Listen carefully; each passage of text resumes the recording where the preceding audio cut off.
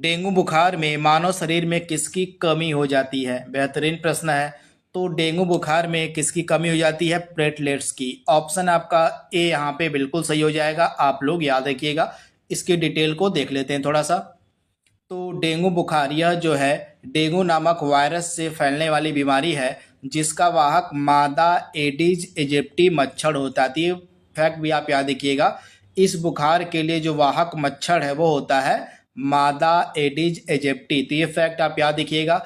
इस रोग में रोगी के शरीर में प्लेटलेट्स की कमी हो जाती है जिसके कारण आंतरिक रक्त स्राव होने लगता है। तो ये फैक्ट आप याद रखिएगा। अगला प्रश्न आपके स्क्रीन पर है, हाइड्रोफोबिया किसके कारण होता है? तो हाइड्रोफोबिया जो है विषाणु के कारण होने वाला एक इम्पॉर्टेंट रोग है। तो आप लोग याद रखिएगा, विषाणु के द्वारा जो है यह रोग फैलता है।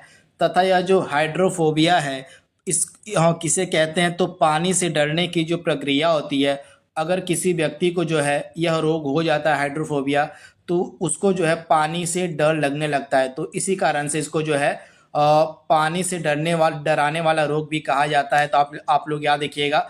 तथा यह जो हाइड्रोफोबिया है यह रेबीज का पुराना नाम है। जो रेबीज बीमारी होती है जो कुत्ते के काटने से फैलती है, उसी का पुराना नाम वो है हाइड्रोफोबिया। तो ये फैक्ट आप याद रखिएगा। तो यह किसके कारण होता है? तो विषाणु के कारण होता है। अगला प्रश्न आपके स्क्रीन पर है, और मस्तिष्क तथा मेरुरज्जु पर चढ़ी झिल्ली में सूजन आ जाने से होने वाला रोग कौन सा है? तो राइट आंसर क्या हो जाएगा? मेनिंजाइटिस। यह एक ऐसा रोग है जब मस्तिष्क और मेरुरज्जु पर चढ़ी जो झिल्ली होती है उसमें सूजन आ जाता है, तब यह रोग देखने को मिलता है। तो इस रोग का नाम है मेनिंजाइटिस। ऑप्शन आपका सी यहाँ पे बिल्कुल सही हो जाएगा। अगला प्रश्न आपके स्क्रीन पर है, यदि कोई मानवीय रोग जो है विश्व में बृहद क्षेत्र में फैला है तो उसे हम क्या कहेंगे? तो यदि कोई मानवीय रोग विश्व में बृहद क्षेत्र में फैला है तो उस रोग को कहा जाता है पेंडेमिक। यानी कि ऑप्शन आपका ए यहाँ पे बिल्कुल सही हो जाएगा। अगला प्रश्न आपके स्क्रीन पर है, निम्न में से कौन से रोग का कारण जीवाणु नहीं है?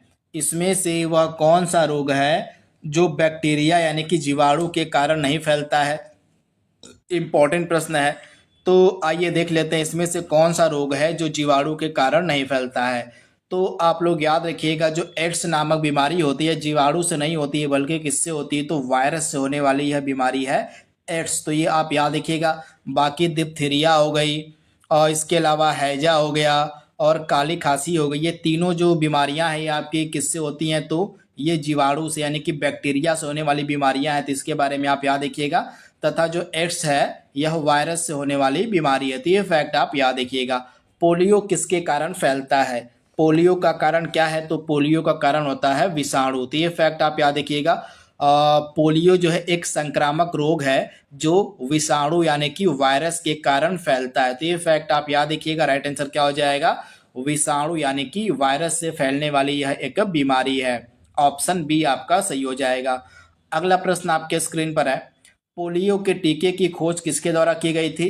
तो जोनास साल्क नामक वैज्ञानिक के द्वारा जो है पोलियो की जो वैक्सीन है वह बनाई गई थी सर्वप्रथम बार 1952 में। तो ये फैक्ट आप याद रखिएगा। तो जोनास साल्क ने पोलियो के टीके के यानी कि पोलियो की वैक्सीन का आविष्कार किया था। अगला प्रश्न आपके स्क्रीन पर है, इनमें से कौन सा रोग विषाणु से नहीं होता है? इसमें से कौन सा रोग जो है वायरस से नहीं होता उसकी आपको पहचान करनी है। तो इसमें से जो टीबी यानी कि जिसको हम क्षय रोग के नाम से जानते हैं, और टीबी को जो है क्षय रोग भी कहा जाता है, यह जो है विषाणु से नहीं बल्कि बैक्टीरिया से फैलने वाली बीमारी है। तो ये फैक्ट आप याद रखिएगा। बाकी की जो तीनों बीमारियां ऊपर की हैं, खसरा, रेबीज और पोलियो, ये सभी आपके विषाणु से फैलते हैं। लेकिन जो क्षय रोग है, जो टीबी है, यह जीवाणु यानी कि बैक्टीरिया से होने वाली बीमारी है। अगला प्रश्न आपके स्क्रीन पर है, और किस सूक्ष्म जीव के द्वारा हेपेटाइटिस बी की बीमारी होती है? हेपेटाइटिस बी काफ़ी घातक यह बीमारी मानी जाती है। तो किसके कारण जो हेपेटाइटिस बी है यह बीमारी होती है? तो वायरस के कारण होने वाली यह बीमारी होती है हेपेटाइटिस बी। यानी कि ऑप्शन आपका यहाँ पे जो ए है बिल्कुल सही हो जाएगा। इसके बारे में आपको याद रखना है। तथा इस बीमारी से जो है हमारे शरीर का कौन सा अंग प्रभावित होता है? तो मानव शरीर का जो यकृत होता है, जो लीवर होता है मनुष्य का, यह हेपेटाइटिस से जो है प्रभावित होता है। तो ये फैक्ट आप याद रखिएगा। इसके कारण जो है जो लीवर होता है उसमें सूजन और जलन पैदा होती है। अगला प्रश्न है, हेपेटाइटिस रोग से मनुष्य के शरीर का सीधा प्रभावित होने वाला अंग कौन सा है? तो मैंने आपको अभी बताया है लीवर, यानी कि जो यकृत होता है यह सीधा जो है इस रोग से हेपेटाइटिस से प्रभावित होता है और इसके कारण जो यकृत होता है उसमें सूजन और जलन पैदा होती है इस बीमारी के कारण।